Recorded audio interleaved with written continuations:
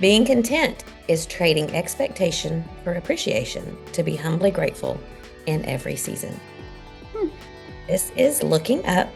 Welcome to, I don't know what episode this is. We're on season 6, third Episode episode. 3. Mm-hmm. Yeah. But like how many episodes altogether? I don't know. I don't know. A But bazillion. welcome. Yeah, lots. Whoever you are listening out there, welcome to Looking Up. We're a podcast for Christian women. I am Carla Moore. I have a frog in my throat big time today. So I apologize in advance for how I sound all during this episode. I'm going to try to not cough my way through it. I'm Carla Moore. With me is Kathy Pollard. She's in Bowling Green. I'm in Texas. We just get together once a week and talk about things that we find interesting, things that we think will usually help us because they're things that we find that we might struggle with or have maybe in the past struggled with and think that they'll be useful to other people. So we're glad that you've joined us. And what is going on over there in Bowling Green, Kentucky, Kathy? Well, right now we are in 100% VBS mode because our VBS is starting on Sunday. By the time this airs, we will be in the middle of it. So we're going to canvass the neighborhood. We're in a brand new building in a new neighborhood. So the day before it starts, we're going to canvass the neighborhood and invite everybody.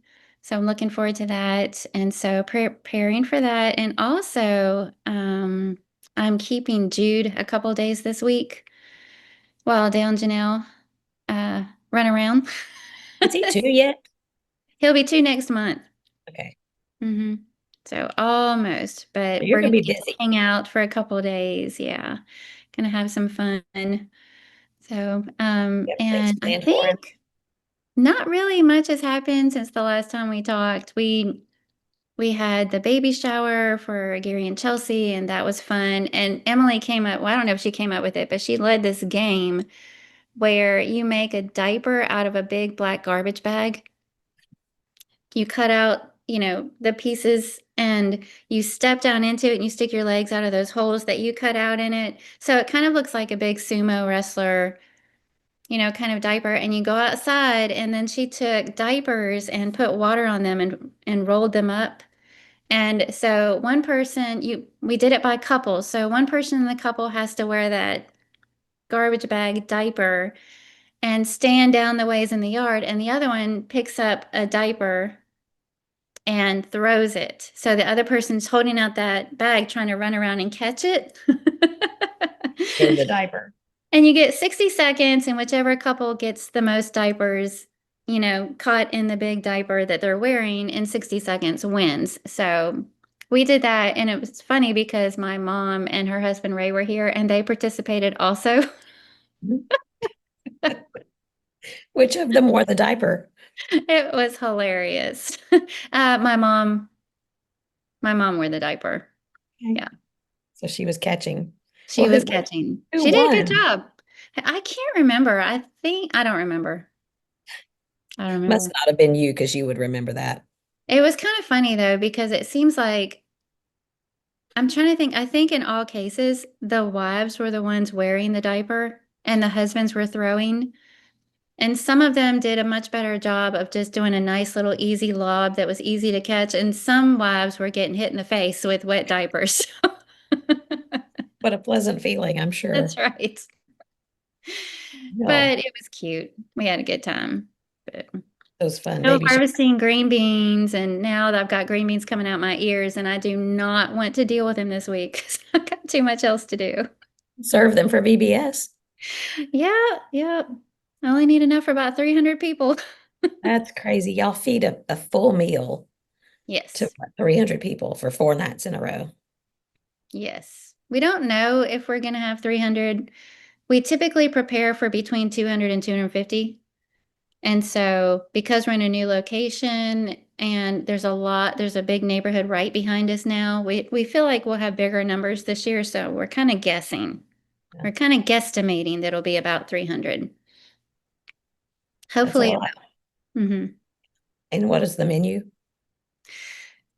Sunday night will be grilled hamburgers and hot dogs. Monday night is lasagna. Tuesday night is fried chicken. And Wednesday night, we're ordering pizza. Well, that's a great thing that y'all are doing. I hope you We have just, lots of help. they do that. I asked about it. Like, how come we don't just do snacks? Yeah. They do that because they want to make it as easy as possible for families to come. You know, Yeah. like parents coming straight from work. They don't have to worry about going home to get dinner or stopping somewhere to grab something to eat. They can just come straight to the building and eat and be there for VBS. So that's why they do it. Yeah. Well, that's great. Hmm. Are you ready for Prime Day or Prime Days I am trying to not participate this year. I know that's very at strange. all? Yeah, I think I already told you today that I started out looking and putting some things in my cart, and then I kind of caught myself and took it out and exited. And so now I'm getting the emails of take another look. Yeah. Finish your cart. We think we Mhm. found something you might like. Take another look. Yeah. Well, No. I've been getting too. Oh, but I don't know. They have Ring doorbells on major sale, and I think I would. Y'all have one of those, right? Because that's makes a noise. Mhm. I would like to have one of those, and so I'm going to check those out. But I did make myself not check into it while I was preparing for today, so I'm sure I'll have plenty of emails waiting on me when we get off. That's right. I think last time this happened, we were sharing what each other had already purchased from Prime Days. Yeah, yeah. I mean, there's a lot of good deals to be had, but there was somebody, I don't know, somebody that was in preaching school years ago that would his wife would say, "But I saved $20." And he said, "No, you didn't save $20. You spent 60. It might have been 80, but you still spent Exactly. $60." So, Yeah. and if there's a purpose for it, if it's a Christmas gift or something, and I am trying to get ahead on things like that. So I'll probably go look into it after we hang up or whatever. Yeah. I will tell you what I was looking at. I in my cart, I had a set of Pigma Micron pens, Mhm. but it really wasn't that much of a discount. It was only a couple dollars off, and I really don't need any more. So I ended up taking that out. And then I was shopping for a toaster because our toaster's on the fritz, and we've just been toasting things under the broiler. Yeah. And then I started looking at Risky the ones that business. rate well and how much they are, and I thought, I actually don't need a toaster. I mean, it toasts it exactly perfectly well under the broiler. So why am I even bothering with replacing it when I don't actually need it? So that's where I'm at. Well, because the one time that you wait too long while it's under the broiler, you'll probably be looking for a toaster again. That's true. That hasn't happened yet, but that's true. Yeah, Yeah. the broiler is a risky proposition for me. So I tried something a couple nights ago. Have you, on Weight Watchers, have you seen the so-called fad of using a ground chicken crust pizza? No, that sounds terrible. Well, so I saw a picture of it and it's ground chicken, a pound of ground chicken and an Hmm. egg and like a quarter cup of Parmesan cheese and spices. And you mix it all up. And then you spread it onto your pan on parchment paper and bake it until it's brown and it looks like a pizza crust. And it did. I'll show you a picture later. Hmm. And I was telling John, I mean, it's worth a try. If you're desperate enough for pizza and you want some pizza, I mean, it all just I said, I'll just have to think of it like it's a chicken casserole if I don't think of it as pizza. And so I did. I probably didn't cook it quite long enough because it had the texture of meat. It wasn't like, but I don't know what I was expecting because meat is not going to feel like pizza crust. So, Nope. so I put this pizza sauce on it and then I put cheese and, it was it was probably by the time I put cheese on, it's probably like 5 points for the two pieces that I ate. And the first piece was okay. I was like, it's okay. I can handle this. Hmm. And by the end of the second piece, I'm like, no, this is not pizza.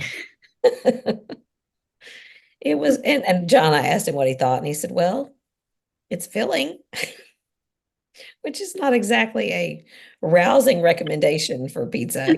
It's He always filling. finds a nice way, something nice to He say. does. He does. And I'm grateful for that because a lot of men would be going, what in the world have you done here? Yeah, please don't ever make that again. Yeah, I don't think I will. I might try it again and bake it a little bit longer where it's kind of crispy. Crispy. Hmm. Yeah. But it wasn't this time. And when I got through, I had that kind of feeling like, yeah, I don't want to take another Yeah. bite, kind of up to here. We But did not have a Weight Watchers meal last night. I made real homemade pizza. mm, I found out that Gary's favorite is Hawaiian pizza, with the pineapple and Canadian bacon. And I just happened to have some fresh pineapple in the freezer that I hadn't used all of. So yeah. I made one of those and then one with salami and one with salami and all, like I made four total pizzas. And then Neil and I had gone blackberry picking yesterday also. So I made some blackberry cobbler. Yeah, And that's I very didn't not have Weight Watchers. any, well, it's not Weight Watchers. I didn't have any ice cream. But I did have you ever had Mexican crema? Yes. However you say it. We tried that for the first time on Sunday. I've never bought it before. I've never tried it. I didn't know what to expect. But Neil has had an aversion to sour cream ever since the last time he had COVID. Oh, weird. And so I was trying to find something that I thought maybe he would like better that would kind of act like sour cream, but he would like Mhm. better. So I bought this Mexican crema and it's really good. I mean, it tastes, it's a much smoother, runnier version of sour cream. It's like sour Milder. cream without the sour. It's really like just a mild cream. Yeah. And so for the cobbler, I took some of that and mixed it with some raw sugar and vanilla and just whisked it together and I drizzled that around the cobbler and it was very good. You're inventive like that. You think of things like that. And if I don't have a recipe, I pretty much don't try it. Well, It was good. I like to Well, eat. yeah. And that banana oats thing that you told me about, that's Mhm. what we've had for breakfast. We share one every morning. I mean, that's Mhm. been a game changer because It's it's filling, isn't filling it? and it feels like you're eating a muffin or a cake or something. Mhm. And Mhm. also, there's a recipe for ranch dressing, which I love ranch dressing. Are you a ranch lover? I like homemade ranch. Yeah, well, this is homemade ranch. I mean, homemade. Mhm. You use like a cup of 0% fat Greek yogurt Mhm. and a cup of zero fat cottage cheese and a packet of the ranch dressing mix and a squeeze of lemon. I squeeze a whole half a lemon and Mhm. like 1 tablespoon of mayonnaise and you blend it. So it's Hmm. smooth. And actually, I added a little bit of almond milk this time because the last time I made it was more like the texture of a dip, and I wanted it to be more of a dressing kind of Yeah. texture. So I add a little almond milk, and that's a Hmm. game changer for me too, because I don't feel like if we eat something like tacos instead of sour cream, I'll put some of that ranch dressing on top. And Yum. And that yeah, cottage cheese gives it more protein. right. Yeah. Hmm. So that has been a really good thing. But Nice. yeah, so I've lost 10 pounds in about Good job. 7 or 8 weeks, I guess. And it was the typical, the very first 2 weeks, you're like, phew, you lose 4 pounds, 5 pounds. And then I was like, and I was determined this time to stick it out because that's always the point. Because I did Weight Watchers successfully almost 15 years ago. And then Hmm. I've tried it 3 or 4 times since then. And I get to the point where I plateau quickly. And I'm like, why should I eat like this if I'm not losing? But I feel like it's kind of one of those, and I know you know this, you just have to stay the program and keep going. And it feels good anyway to be in control of your eating. And there's so many, it's just easier now. There's so many 0 point Oh, foods that yeah. you can always have something to eat if you want something to eat, whether it's scrambled Yeah. eggs or a potato or popcorn or something like that. But also, I noticed, we went this last week to my aunt's funeral. And when you travel, you just can't, it's just almost impossible. You can sort of be in control of what you eat, but you can't be in control of where you go because everyone, we're doing this and we're doing that. Hmm. And we had hamburgers one night from Bad Daddy's, which you've Oh, had yeah. and you know what Hmm. that's like. Hmm. And we had pizza one night, and I just tried to be smart about it and not eat all of it. And so when I got home, I think I had gained like 0.2 pounds, but then the next couple of days I went down. And I Hmm. feel like your body just kind of needs it gets in that starvation mode or whatever. And so you need to eat a little bit more, which so it just goes against the grain to me. Hmm. But you have to fool your body or whatever into I don't know how to say it, but I think you just can't starve your body. You have to give it a little extra now and then to keep it on that downward trend. So that's kind of where I am now. Yeah, you've about convinced me. Neil and I have been saying we need to get back on track because it was about this time last year. Exactly. In fact, it was this time last year because we started Weight Watchers right before VBS. Mhm. And we were on it from July, whatever that was, until about Thanksgiving. It seems like Yeah, once holidays. the holidays came, we just kind of went off the rails. And it sneaks up on you because it seems like we were off the rails for several weeks without really suffering. We Yes. kind of had created some good habits. We were Mhm. no longer tracking, but we had created some good habits. And then gradually we started shifting away from those good habits and then gradually started putting that weight back on. So I put half of mine back on. So yeah, we definitely need to get back on track. Well, for me, the main thing is just feeling in control. I hate Yeah. the feeling of being out of control and just, it's just it's a self-image kind of thing, a self-discipline thing. So I just feel better. You sleep If for better, you no feel other better. reason, yeah, if for Yeah. no other reason, it just feels better to be in control of myself. So Yeah. anyway, I like it. So a little update on the what shall we call it? The situation where we're matchmaking a little bit. So Hmm. we've gotten quite a few responses. I want to say 10 or 12. I feel like Something. we should auction them off. Yeah. I don't know how he'd feel about that. So he is, I think he's a little like shaking his head at me a little bit, but at the same time, he's appreciative. He has to act like he's not really Yeah, I interested, think doesn't that's, he? He has to play it cool. yeah. So, disclaimer, if you've sent your name and information or your granddaughter or your daughter or whoever, I have passed it along to the proper person Hmm. who will I think what I want to say here is you and I after that point we're out. Like Hmm. we want to stay out of it. Of course we Hmm. kind of don't. We kind of want to know what's going on, but we just wanted to provide the means of meetup. And after that, I don't want him or her to feel like there's any going to be embarrassment from us on that arena. So Hmm. if you have sent me information, I have passed it on, but I don't know anything other than that. And that's kind of the way I'd like to keep it. So if Yeah, I think the idea is to leave it in his hands after we give information. It's not like we're going to do follow up and say, well, what'd you think of this one? Yeah, right. No, I don't want to do that. Later on, if something works with somebody and they want to share, I think that would be fun. But if they don't, that's fine too, because that's not our goal is we don't want to embarrass anybody or put Now, when anybody. he gets married, we're going to stop taking names, though. Yes, definitely. We'll pass them on to somebody else, That's some right. other eligible. Um, let's see. I wanted to mention, we were going to give a shout out to Vicky Yoakum and Mandy Lovett. They've started, it's like a teacher workshop that they are offering for congregations or maybe ladies' retreats to do a teacher workshop. And they've done it several times. And I know it would be a really beneficial thing for people to take advantage of because they're both great teachers and they are teaching how to teach. So And passionate about it. yeah, yeah. Mhm. So want to just give them a shout out. It's a workshop called Refresh, and we will share the flyer that they sent us. We'll share it in the group next week when this comes out, and Mhm. so you can find out more information about that.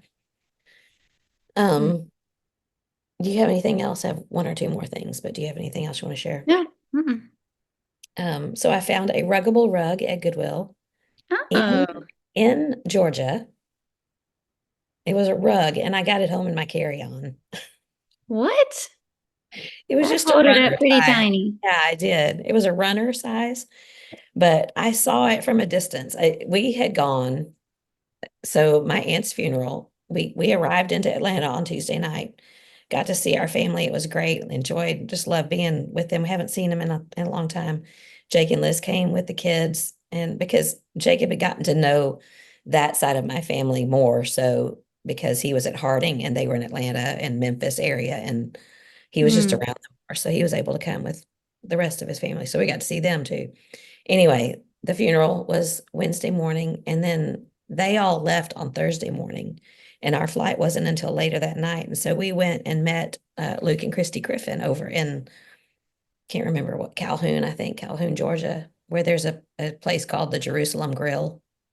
So we had Israeli food. Wasn't as good as Israel, but right next door, there happened to be a Goodwill. And while we were waiting on them to get there, I ran inside and I saw from a distance this rug peeking out of a box. And I had seen that particular rug before. And so, I'm trying to be nonchalant because you don't ever want to act real excited about something because other people might go, hey, what's she looking at? I want to go get what she's about to get. So I went and got it. And it was, I think, like 13.99. And it's not huge, but it's a style that I like. It did not have the rug pad to go with it. So I had to order one of those. But I'll put a picture in the group next week. Thought that was pretty When you successful. said that, I pictured you like carrying a carpet bag, with your rug rolled up inside of it onto the airplane. Oh, it was like 3 foot by 7 foot, but Mm, it's thin because it's one of the ruggable rugs. yeah. And so I was walking around thinking, I might need to buy a tote bag or something to put it in." But then I just stopped in the middle of the store and experimented with folding it up to see how small I could get it. And I thought I could get that in my carry-on because we didn't check a bag. And I did. I got it in the carry-on. Impressive. Huh, it was fun. And then the only other thing that I wanted to bring up, and um, we live here in Central Texas, where Mhm. is this is where all of the flooding has been taking place all around us. We did not have any trouble here. I feel like, I mean, we got about 7 inches of rain, which was very beneficial, but people to our north, where friends live in Round Rock, Cedar Park, they got 17, 18 inches over the time period of, I don't know, just a few hours. And then just about an hour west and south of here is Carville, where in the news is the where Camp Mystic was, and it's just hard to know what to say, or you just don't have any words to Mhm. imagine what these families are going through and the loss and the not knowing. I mean, I think that would be just horrific. I know it would be to not know.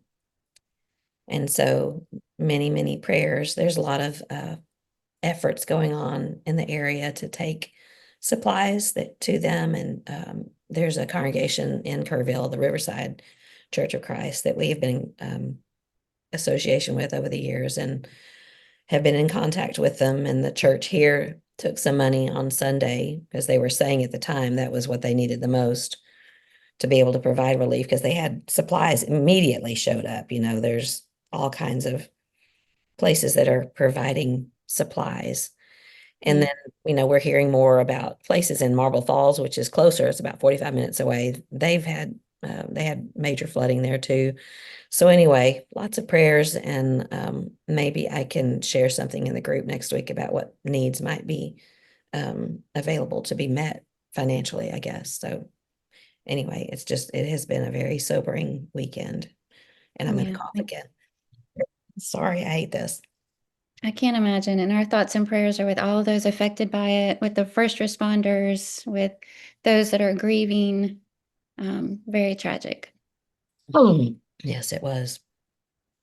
Okay. Are we ready to start Yes. topic?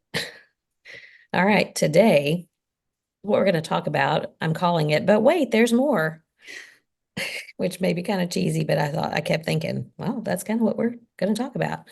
So a few years ago in a class at Bear Valley, and I don't think you were there. I think this is after, well, it was in 2019. So you may have been there because I wrote the date in my Bible. Okay. Lisa Ripperton was teaching a class, and it was the quarter that all the different women were teaching a class on a Bible woman. Hmm. And she was talking about Sarah. And in Genesis chapter 17 and 18, it is the story of where both Abraham and Sarah laugh when they get the news that she's going to have a son. And, they laugh. And I think of I wonder what I would have done in that situation. Nearly what 80 years old when they got this message. And then it was another 20 years, I think. I didn't look that up, but I'm thinking that Abraham was 100 and she was around the same age when the baby was actually born. But Mhm. what would I have done at 80 years old? I mean, I'm 57 right now. What would I do right now? It wouldn't be laughing, it would be crying, I think. That's right. But they laughed. And so I think what was their reaction? Was it like, yeah, right?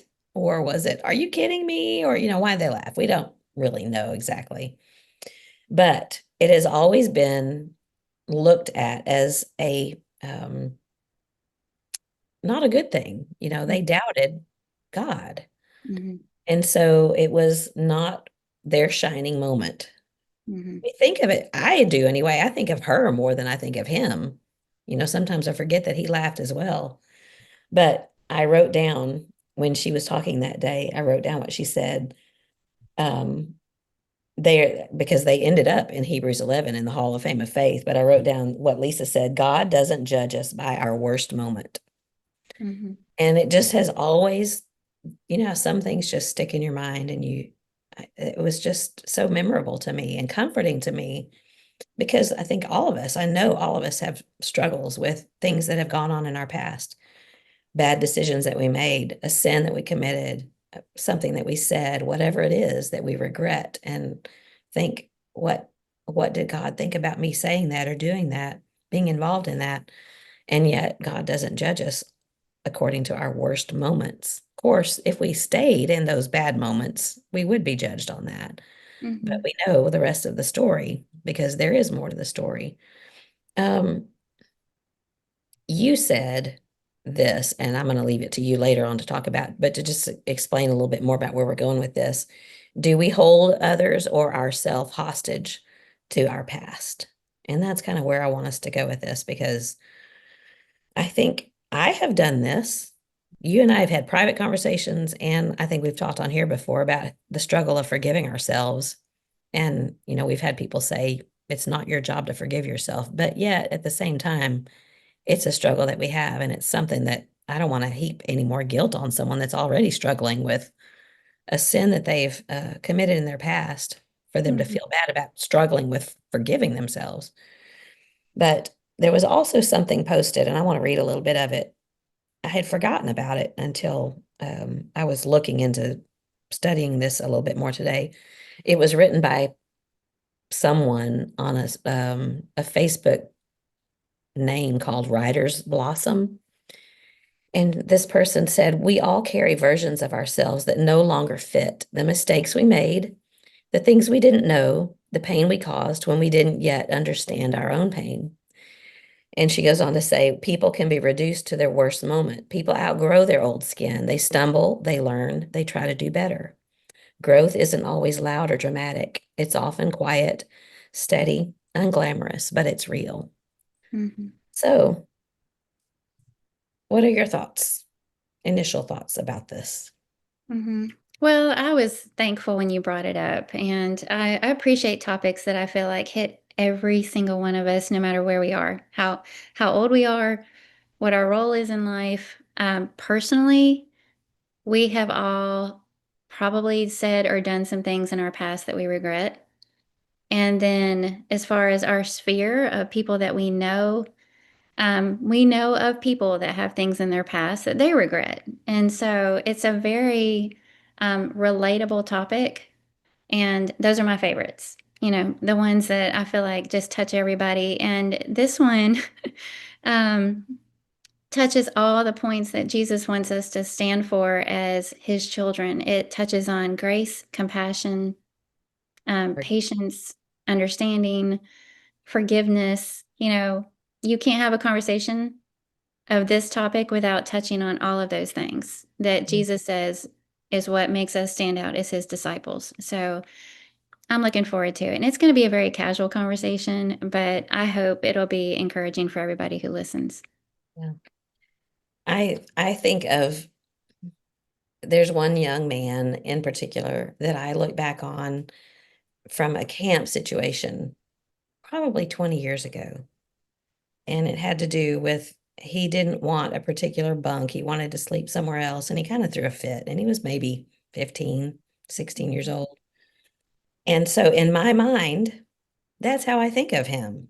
Mhm. But he was 15 or 16 years old, and that's just so unfair.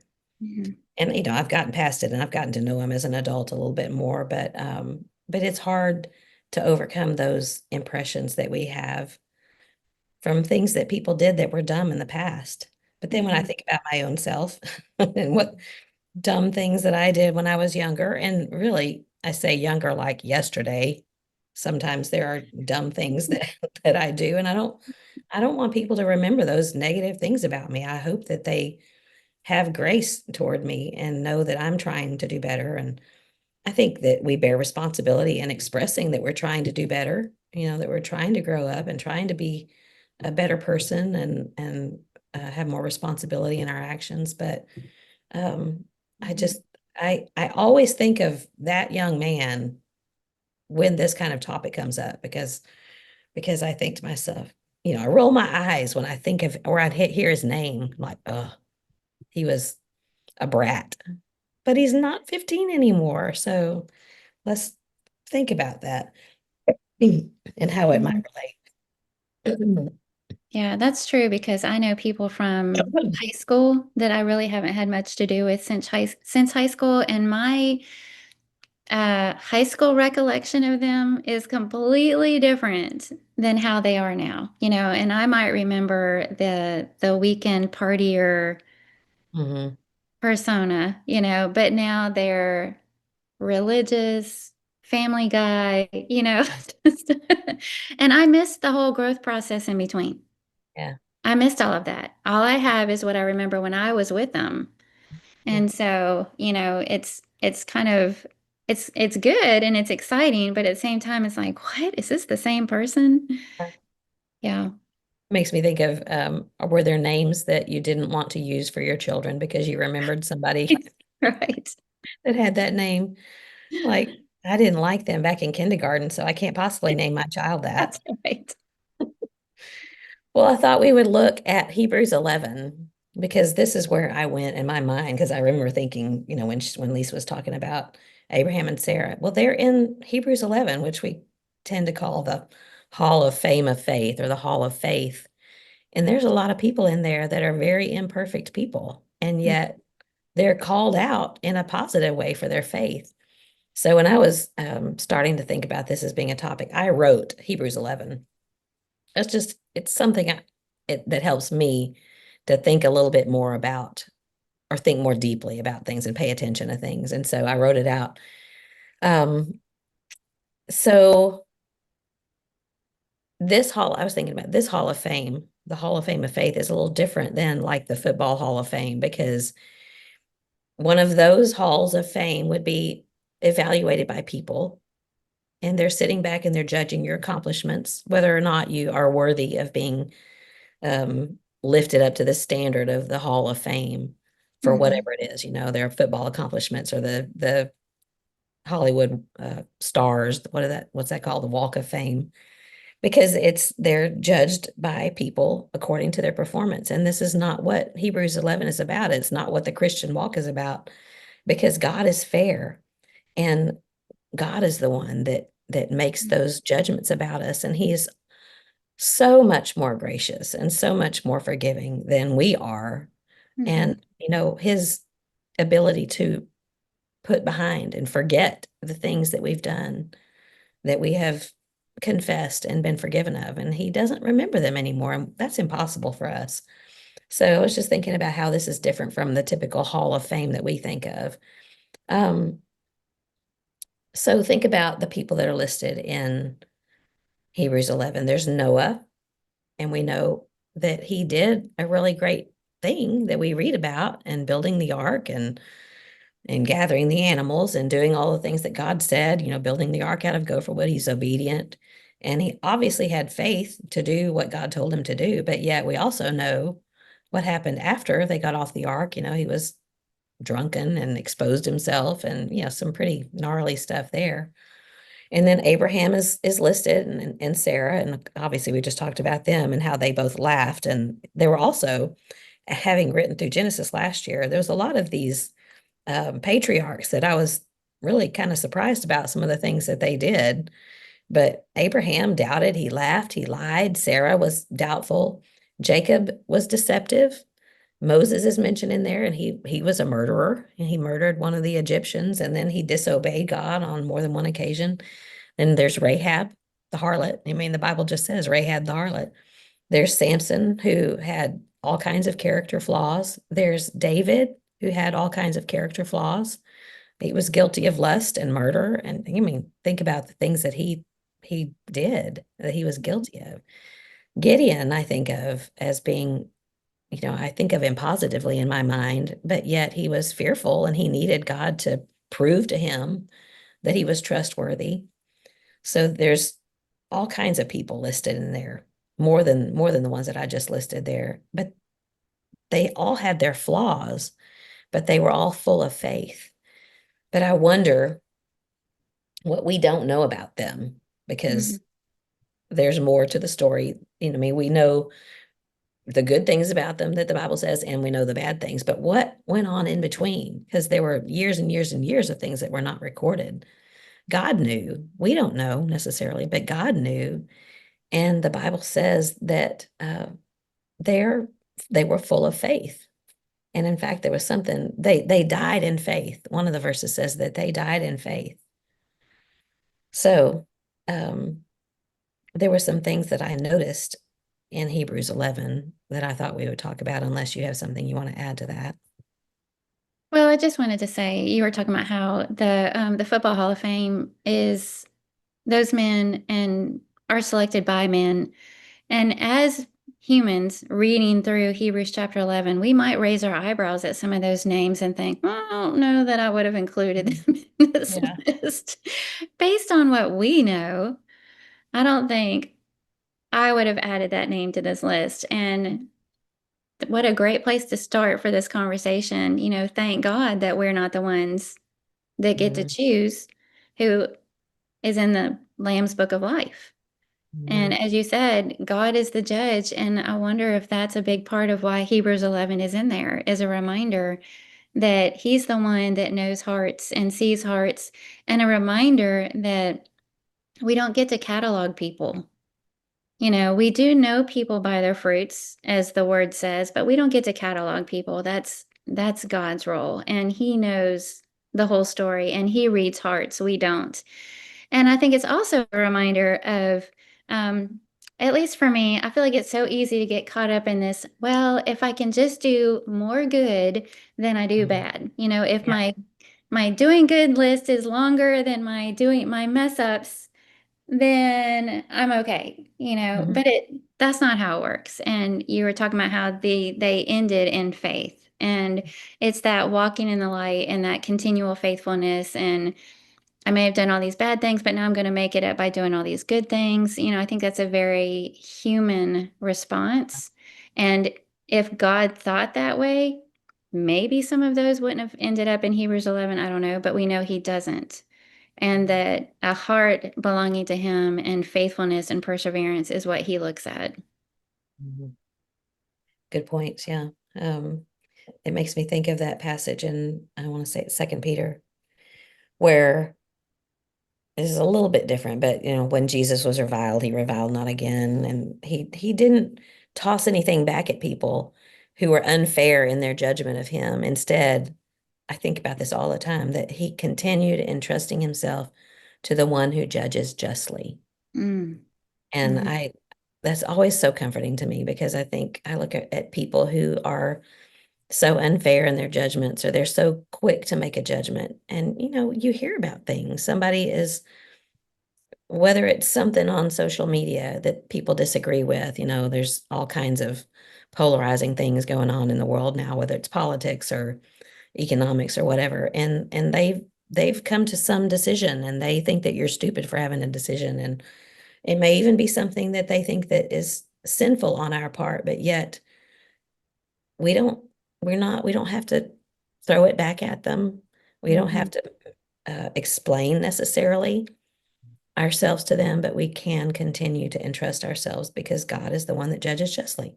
It just Mhm. indicates that there are people, me included, that do not judge justly, Hmm. which is unfortunate, but that's just it's human nature. Some of the things that I noticed in Hebrews 11 about these people that might help us to understand why they were included in the Hall of Fame of Faith and why what we see as their worst day or their worst moment isn't what God judged them on. What was it about them? And when I looked through, I could see that their faith was active. It wasn't just something that they professed, obviously, but they did things. Noah was given these instructions and he prepared the ark because God gave him a warning. And Abraham went when God told him to go. Abraham did that. Um, it says that he was looking for God's city. Sarah may have had her doubts, but eventually, I don't think there's anywhere that says that she said, "Oh, okay, I get it now, God. So I trust you."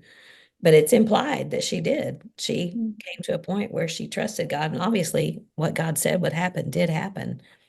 And what the Bible says is that she considered him faithful. And so she believed him. She came to a point where she did believe him. Um, Isaac, Jacob, and Joseph, they all had faith in what God told them was coming. Even, it talks about the Messiah.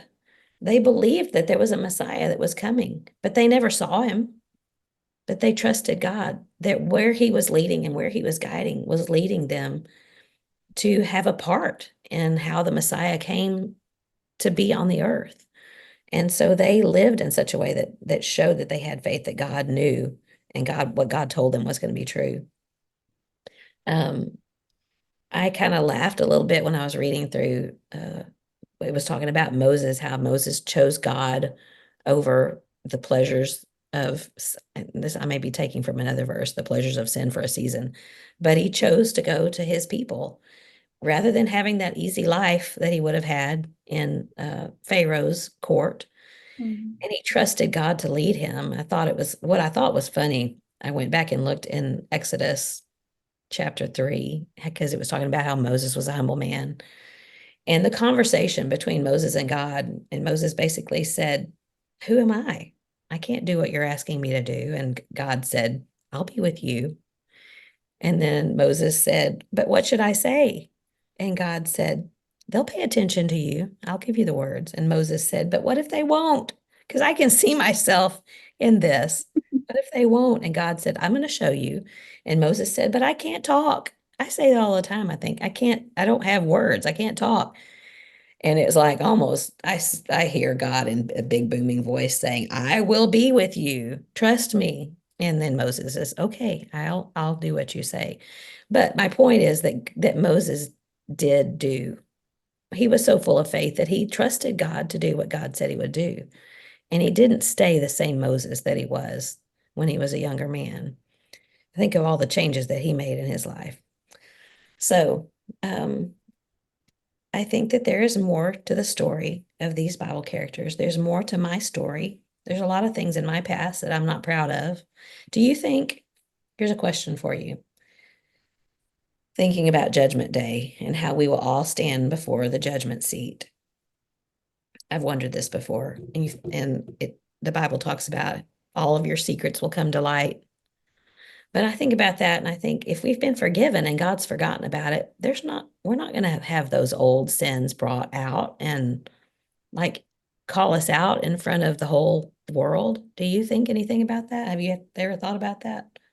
Well, Neil just mentioned that in his sermon on Sunday because it was lessons from the parable of the virgins, those that were prepared and those that weren't. And so a lot of it was about Judgment Day.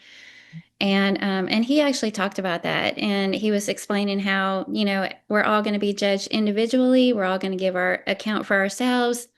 It's not going to be me based on any of my husband's righteousness or a parent or anything. We're all going to stand before him ourselves. And he was reading the verses that were talking about giving an account and every knee shall bow and all things will be exposed.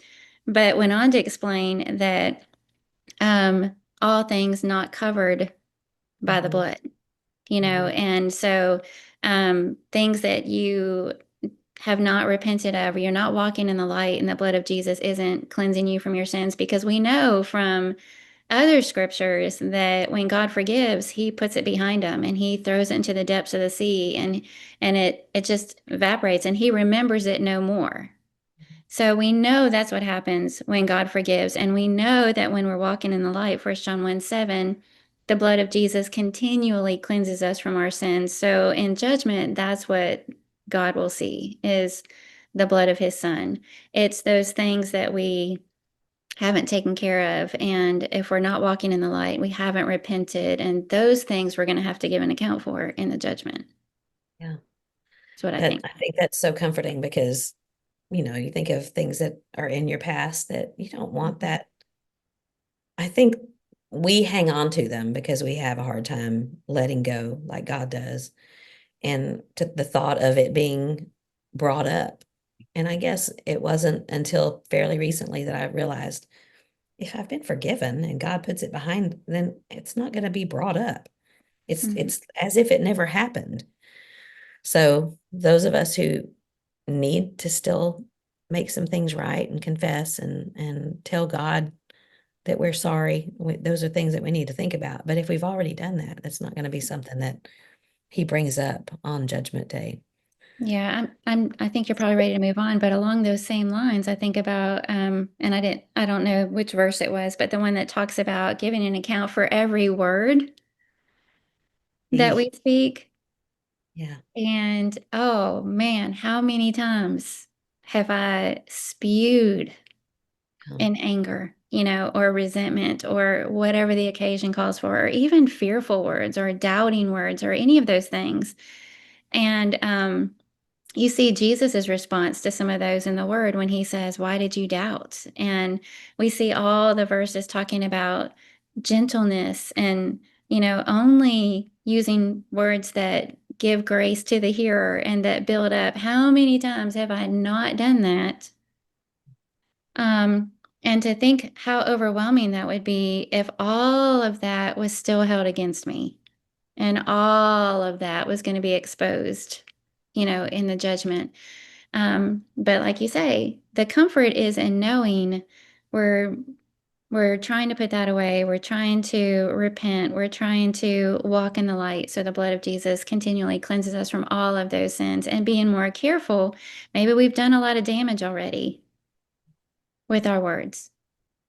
But not to be discouraged in that it's too late and there's no hope, but to thank God for his forgiveness and mercy and move forward and just being more careful with our tongue and how we use it. yeah. There's a word that we were having a conversation one night with some students at Bear Valley, and we were at Michael and Lynn Height's house. And the word is trajectory. Like, what is the trajectory of your life? And that it helped me to see that no, I'm not going to do everything perfectly. I'm Mhm. not, I'm going to fall. I'm going to stumble. I'm not, I'm going to do some really dumb things, but yet is the whole of my life looking toward God and wanting to be in that city that Hebrews 11 talks about? Am I looking for that city? All throughout Hebrews 11, it talks about all of these people who placed their faith in God. Mhm. And yeah, they did dumb stuff, but yet they were looking for that city, this God city. And is that what I'm doing? Is that my trajectory? I just think sometimes of where's my heart, and where do my footsteps lead, and what am I doing on a daily basis? Is it something that has nothing to do with the kingdom? Is it something that obviously there are things that we have to do every day that might not have anything to do with the kingdom. We Mhm. get up and make up our beds and or have breakfast, but am I thinking about that? Is it on my mind constantly? And I guess for a lot of people, that might not be something that they think about. And I think that that would be something you want to change, to make your whole goal in life to be, is Ollie doing? Is he wanting down? He just jumped up on the bench. I was trying to get Make him him come. settled. Sorry. Anyway, no, just think about it. What's your goal? What's your trajectory? Where are you headed? What's your aim? And if it's not God, if it's not heaven, then there's some changes that need to be made. But I think that's the point of Hebrews 11 is that these people who might have made mistakes, and who they did make mistakes in their life, but yet they trusted God. They had faith in God and they were looking for that city. So, what is my trajectory? That was one of the things that I wrote down to think about. And walking in the light, like you brought up. Another thought is, how do I see God? And this is one of those things that Mike Vestal always talks about. What do you learn about God on every page of the Bible?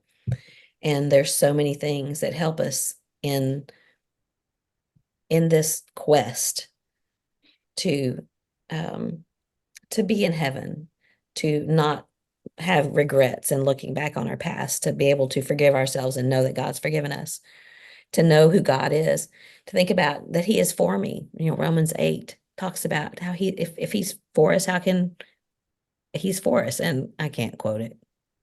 All this, If God be for us, who can be against us? that's it. Yeah. And He's full of there's so many passages that say He's full of mercy and loving kindness. Mhm. And He sympathizes, Jesus sympathizes with the things that we go through, the temptations that we have, our infirmities. That's probably the King James version of that, and I don't know what the others are. He's our advocate. And if we don't have that picture of God, if we don't see God as being for us, if we think of Him as someone who is just can't wait to condemn us, then we're going to have a hard time with this. We're going to not be able to see other people and see ourselves as God sees us. So, how do I see God? And how do I know that He views me? And then, how do I see others? Do I see others with forgiveness and grace and mercy like God does? So, hopefully, all of that makes sense. But I just thought we'd spend just what time we have left talking about practical ways that we can apply this. And one of the things that when I texted you about this, you said something about leadership should use people who have things in their past, who are trying to make a better life for themselves. And I thought that's such a great thing. And you don't always see that, because a lot of times all we remember about someone is the bad things that we have known that they've been involved in. Mhm. Well, if leadership didn't use people without a past, they wouldn't be using anybody. And for that matter, we wouldn't have any leaders It's true. because none of our leaders, none of our current shepherds have a sinless past Yeah. and probably made some mistakes and have things in their lives they're not proud of. But somebody at some point saw them the way God sees them and saw their growth and acknowledged it. And this isn't one of those topics that's, you know, abstract. It hits us all where we live because we're surrounded by people. And some of this we've been focusing on ourselves. I'm grateful that God still uses me as I'm growing and sees me with the steps that I'm trying to make now instead of holding my past against me. But perhaps the bigger challenge is to be that way with other people. What God does for us, He expects us to do for other people. And I think about scenarios like, just throwing this out there. When you have an opportunity to be a part of a program where you're picking speakers for this program, maybe you knew somebody 15 years ago and a situation that came up, and then somebody, it's 15 years later, you're years and states removed from this individual, and somebody else recommends them as Mhm. a speaker, you know? And you So, immediately remember the yeah, bad. my first thought is, I don't think that's a good idea, Yeah. because I know this scenario that happened and I was a part of it and it was terrible, you know? Instead of, have I even followed up with that person? Do I know anything about them now? Does it even matter when this other person does know them and sees potential and good and value, So all these situations are always cropping up and leadership, imagine a congregation needing to add to their number of elders in that congregation. Well, here are the names. Here are some suggested names. Everybody in that group is going to know somebody about something about every name that's brought up, and to determine, is this a valid current concern, or is this something in that guy's past? And it's Yeah. time to let it go, and it's time to see him for the who he is now, and how far he's come, and the growth and the strides, and all of those things. So it's such an essential part of the makeup of God's kingdom and his church, and how we treat others as fellow Christians. And when I was thinking about this, I thought it's so much easier to extend that grace when you weren't actually a part of the situation. Yeah. And I might talk to somebody that I know now, and they share something with me from their past. Maybe what they shared with me surprises me, but it seems like it's so easy for me to forget all about it because I wasn't there for that. And it's not what I see when I see that person. It's not. But if I was a part of that, if maybe I was a member of that congregation when that whole thing went down, and I saw all the hurt and the Yeah. turmoil, and I witnessed it, or I experienced it, or I was the recipient of it, I was the brunt of that. If you were a part of it, it might be harder to let that go and to see this person the way God sees them, and the way we're supposed to see them, just like we would want everybody to do with us. Please don't hold me hostage to my past. I have made some horrific choices, and some people know about them, and I don't want them to hold that against me forever, because I'm trying to not be that person anymore. Every person trying to serve God feels that way and has that desire. If I can remember, there was two things I thought of. So one of them is we should not be the kind of person, if we were involved and had a personal stake in what happened, trying to draw other people into that. Exactly. Like if Hmm. that speaker situation you're talking about, Hmm. someone says, well, can we have so and so? And we're like, no, because of this. And you should have been there, and this is what they did, and this is what happened. Hmm. Can't do that. God, Hmm. if God's forgiven them, then we have no business holding that against them. Hmm. It's human nature to have some reservations. And the other thing I was thinking about is what if they didn't come to us and apologize? Well, I think there's so many things involved in that. And maybe they didn't, and maybe they should have, but maybe they didn't know you knew, or maybe they've just forgotten that you were part of it. And, so here they've been for the past 15 years since you parted ways, or they've been somewhere else. And they've gone on to live for God, and they've gone on to do wonderful things, and they've put that behind them or tried to.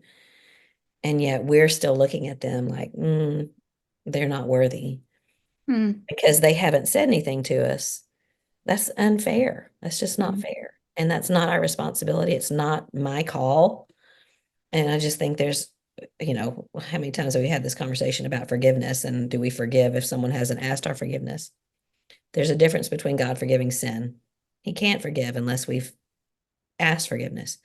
But me having the attitude of forgiveness towards someone, um, there's a lot of different scenarios, but I just feel like we have to extend that grace and give them the benefit of the doubt and be compassionate and say to ourselves, well, maybe they didn't come to me, but really, maybe they had no idea that it affected you because you were on the fringe, or they didn't know you heard, or whatever it is.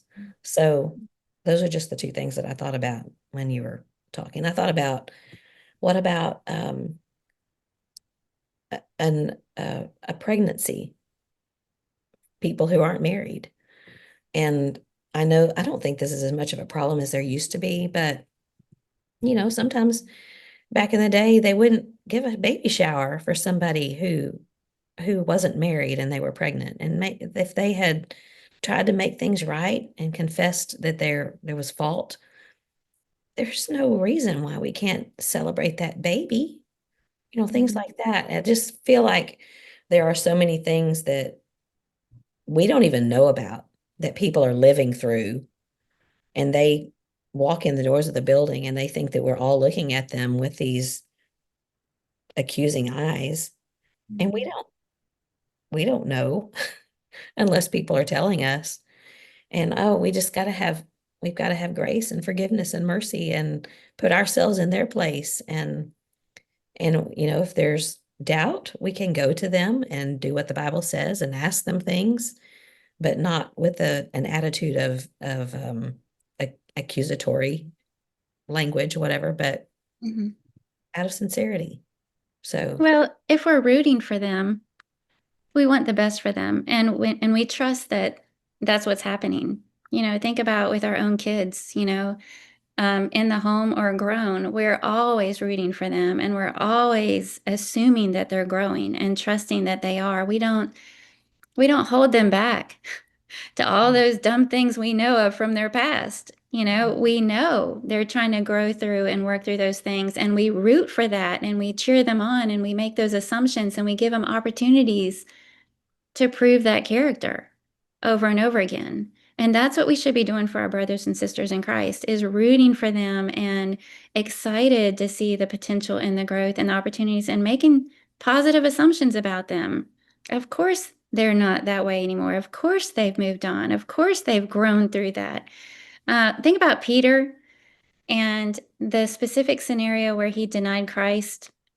That was in front of people, and there were questioners, and the girl saying, she even sounds like him. I know he knows him, and Peter saying, no, I don't, and swearing that he did. He did all of that in front of people. But imagine if that same group of people, the same accusers, saw him later preaching the first gospel sermon. Were mhm. they in that crowd? Were they there when he said, we ought to obey God rather than men? I will not stop talking about the Savior. Were they there for any of that? And if so, did they have that skeptic mind of, yeah, I know this guy. Put him in a hard spot and we'll see what he has to say. His actions, of course, proved his maturity in Christ and his growth. But there would have been people that witnessed all of that in his life. And he just had to keep on serving and keep on doing his best, even though imperfectly. And people just had to keep trusting that God was using him the way it looked like God was using him. Yeah. And Peter, I wonder if he struggled. He had to have struggled after that happened in thinking, like you say, who would listen to me now? Why would anybody trust me? I wonder if he struggled with that for a period until he got past that, and that encounter with Jesus before, where Jesus said, "Your Satan has demanded to sift you like wheat, and when you have turned, he gives him something to do." And I often wonder, did he say, "When you have turned," what is it? He says, "Serve your brothers or strengthen your brothers." Strengthen your brothers. Was that so that he would look back on that later and realize that, okay, Jesus still trusts me to do Mhm. good things? Mhm. Because I know personally, I know this for myself, and I know this for other people that I've talked to. When you've been guilty of something and other people know about it, even once you've made it right and done what you should have to confess and let other people know that you want to do better, you still feel like those people are looking at you like, oh, I know what she did. Mhm. And there was a friend in particular that I remember saying that to me, but I know you remember what I did. And I hadn't thought about it in years, but Mhm. she was thinking that I was thinking about it. And so when it was my turn to feel that way, I had to look back on that situation and think, they're not thinking of me as that's not my identity, is what Mhm. I was guilty of. So hopefully that be we'll all be that way, that will not see others as their sin. We will see others as how they are seen by God, which is valuable and loved and forgiven. And it's not our call to make if there are still some things that we think that they need to do better. Yeah. It's kind of it's a hard judgment call to make, but we don't need to make it. Mhm. Okay, so you mentioned the leadership. I think we have to also remember that we've got to forgive people or we risk not being forgiven ourselves. Matthew 6 and Matthew 18 talk about these things. We won't go into that, but if we, by the same way that we judge others, God will judge us. So I don't want to be judged harshly. I don't want to be sometimes I find myself being skeptical or being judgmental about something, and I stop and think, ooh, I hope nobody treats me like that. I hope nobody treats me like I'm treating them or like I'm viewing them. So we have to be careful with our to forgive. I think we've got to befriend these people Hmm. and be a friend to them and show them support, and because we want people to do that for us. So befriend people.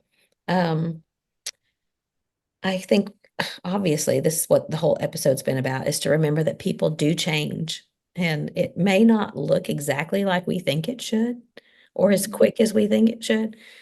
I was standing on one of those cruises that we took, and I don't think it was the one that you and I did together, but I remember standing at the very back of the ship, and the ship had turned and you could see the wake. And it's huge, this great big ship, and it's not a quick turnaround. It takes a lot of space. You think about the Titanic when the iceberg, they just couldn't turn away from it. It Hmm. takes a long time to correct a course. And sometimes we think it should be quicker.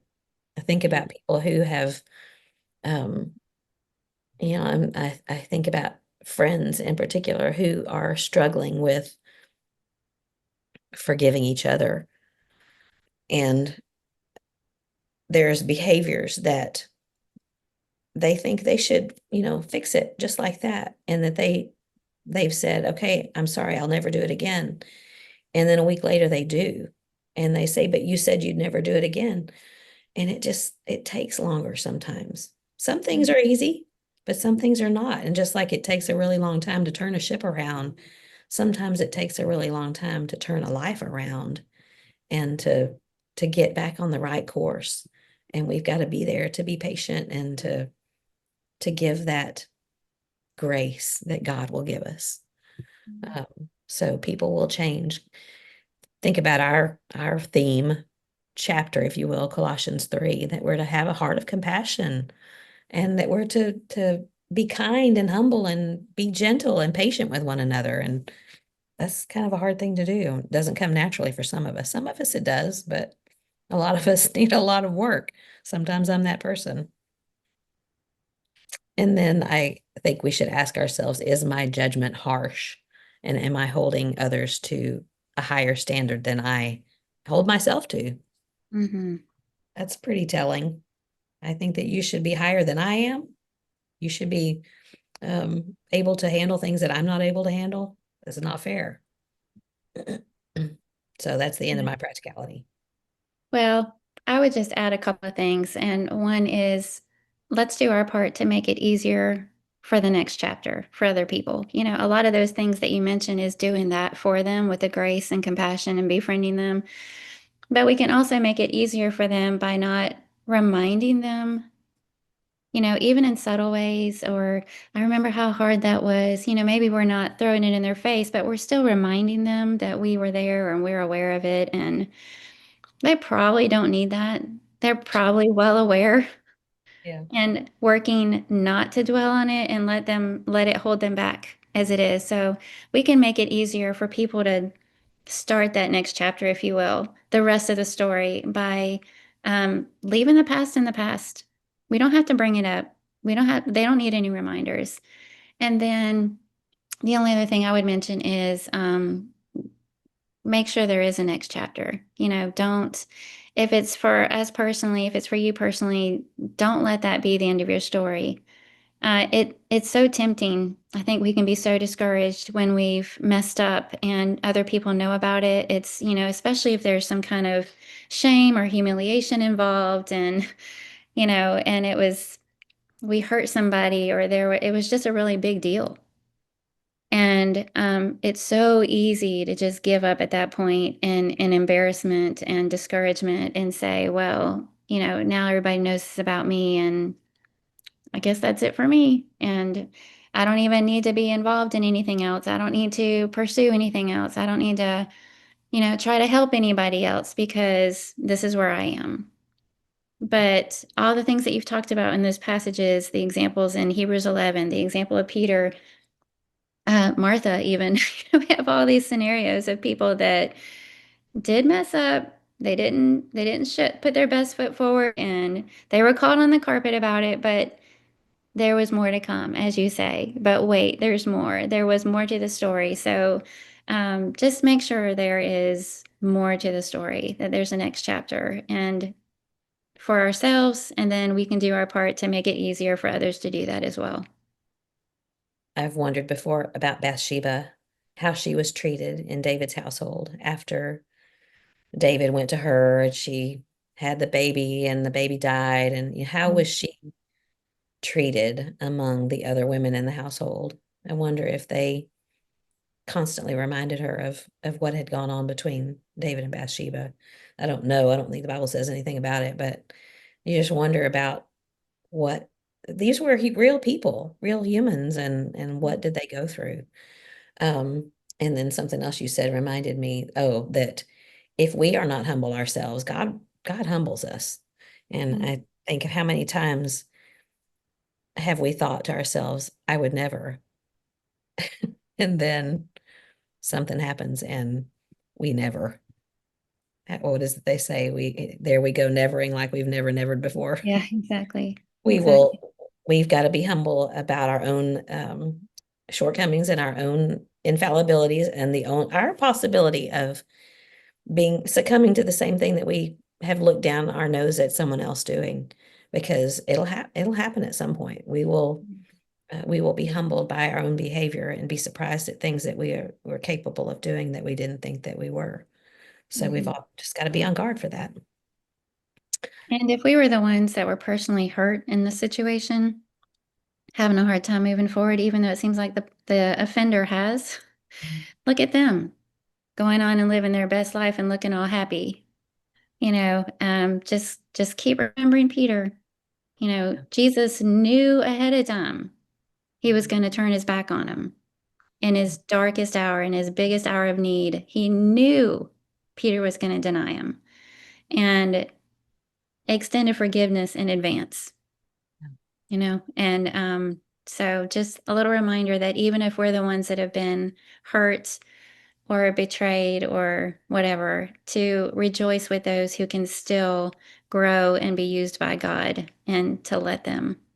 Yeah, there's more to the story. There's more to the story. Look for it. All right. So, guess what I heard? What do you hear? All right. So we're having a little hard time with this, aren't we? Yes. Excuse me.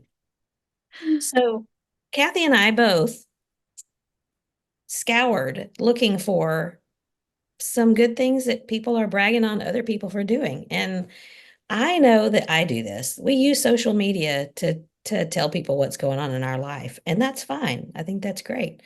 But Mhm. wouldn't it be great if we also use social media to praise other people and to call them out in a good way? And maybe we're just not seeing it. Maybe our algorithm is not in a good place. Maybe it's our fault. But I couldn't find anything.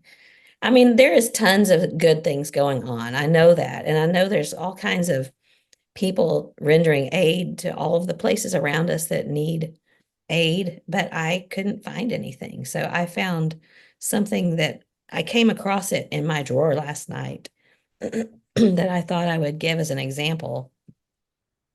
And it's a little funny because I had forgotten about it. It was a card. So this is the good gossip section. We didn't really explain what I was about to talk about. We want to hear from everybody good things that people are doing for other people. And we want to give you a shout out and we want to affirm the good that people are doing. Anyway, so this was from like 15 years ago. And it was a card that one of my son's coaches gave to him after he tore his ACL.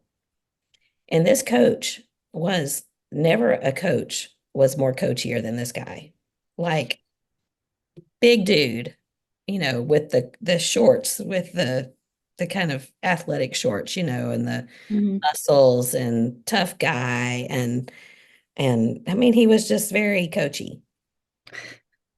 And I had my oldest and middle son tore their ACL playing, and this one was Jacob when he tore his. And it was at the beginning of his senior year, and it was pretty devastating at the time. Of course, looking back on it, you realize it was nothing really all that significant, but it was heartbreaking to him because he was about to have the best senior year of his life and all. So his coach sent him this card.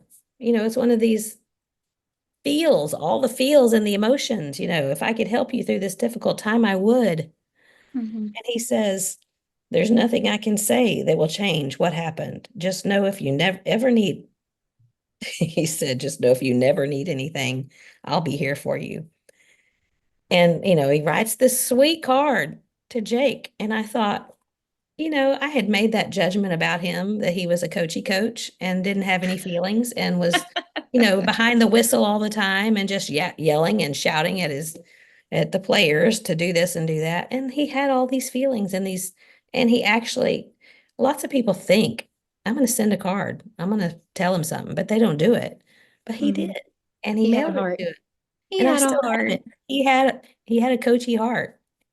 And I kept it. And I sent a picture to Jake this morning. He was like, I remember that. That just meant so much to him. So card, something simple as a card, but from an unexpected person, I think it was pretty cool. Hmm. So Well, that's before I share something, I have to share something else. So today, this morning, I was texting more than one person at a time. uh-oh. Yeah. And I was texting a few ladies about VBS stuff, and I was texting you about our podcast. And Uh-oh. so I accidentally texted what I meant to go to you to Alicia Souders. Oh. And the words were, I haven't found any good gossip, and I've been scouring and scouring.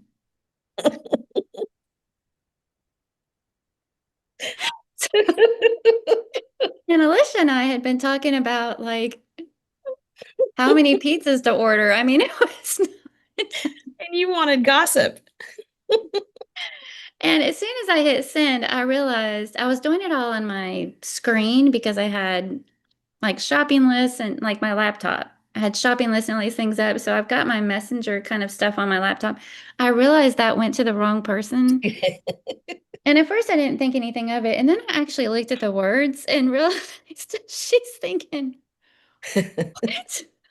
Because I just followed it up with, oops, I meant that for Carla. And then I thought she's going to think, why is she looking for good gossip to send to Carla? So then I had to follow that up with, ah.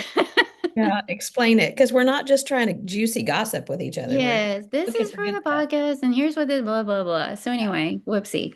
But so I didn't really find anything on social media, but again, I have good things to share that I've seen for myself. And one of them is we had a couple of baptisms on July 4th, and we were thinking back to how those baptisms came to be, and it was one of those situations where you can look at it from, well, this person was talked to by this person who was brought to church by this person who was brought, it's one of those kinds of trails that we trailed back to Chase Johnson, one of our young men at Cumberland Trace, and um, he invited a friend and who was in a study and became a Christian, and that friend invited another friend who was in a study and became a Christian, and that friend ended up being able to help interpret for some of these other studies. So this family, it was the wife and son of a man who was baptized several weeks ago. So this family is growing together and becoming Christians together as a direct result of Chase Johnson, a young man who just invited a friend to church. Yeah. So that's a good thing that I'm sharing today. Plant a seed. It's not That's hard to right. plant a seed. Yeah. You'd have no idea where it's going to go and what God's going to do with it because there's more to the story. Have you ever heard anybody say about someone else, I never would have thought he would have been interested in spiritual things? And Hmm. then they turn into a preacher. I mean, I've heard that so many Oh yeah. times. Yeah. Hmm. So that's not our call to make either. So spread the seed. That's right. If you think it's going to fall on deaf ears, spread the seed.